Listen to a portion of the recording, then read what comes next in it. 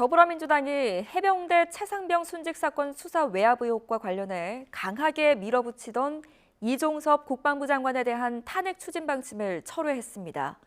이미 개각이 단행된 상황에서 실효성이 없다는 판단도 고려한 것으로 보이는데 국민의힘은 탄핵 중독증을 고치라고 비판했습니다. 손효정 기자입니다. 민주당이 지난 11일 이재명 대표가 직접 입장문을 통해 공식화했던 이종섭 국방부 장관에 대한 탄핵 추진 계획을 나흘 만에 거둬들였습니다. 윤석열 대통령의 개각을 사실상의 경질로 받아들이겠다는 겁니다. 이종섭 장관 인사 관련해서는요, 민주당의 해임 요구를 실질적으로 받아들여서 사의 표명 형식을 빌린 사실상의 경질로 봅니다. 최상병 사건 수사 외압 의혹의 책임을 물어 이 장관을 해임해야 한다는 애초 목표가 달성됐다는 설명인데 속내는 복잡해 보입니다. 실제로 장관 교체가 예고된 만큼 탄핵의 동력은 이미 떨어진 상황. 특히 북러 정상회담 등을 계기로 안보 우려가 커진 터라 탄핵으로 국방 책임자의 직무를 정지시킬 경우 역풍이 불 수 있다는 우려가 당내에서도 적잖았습니다.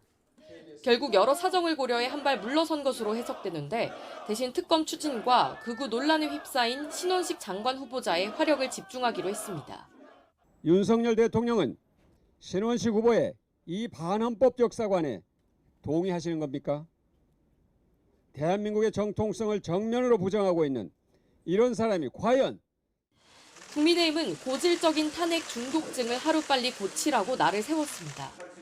늦게나마 철회한 건 다행이지만 탄핵 사안이 아닌데도 거대 야당이 전가의 보도처럼 무모한 정치 공세만 펼치고 있다는 겁니다.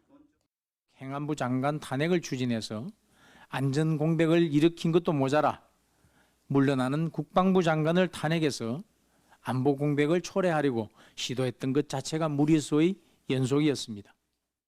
최상병 사건 관련 특검 도입에 반대한다는 뜻도 분명히 했습니다. 별도 특검을 추진하기에 앞서 경찰 수사를 먼저 지켜봐야 한다며 민주당의 강공에 담긴 정치적 의도를 의심했습니다. 또 미흡하다고 볼 만한 그런 상황이나 시점도 아니에요. 그런 상황에서 자꾸 특검 하니까 다른 의도로 지금 특검을 주장하고 있는 거 아니냐.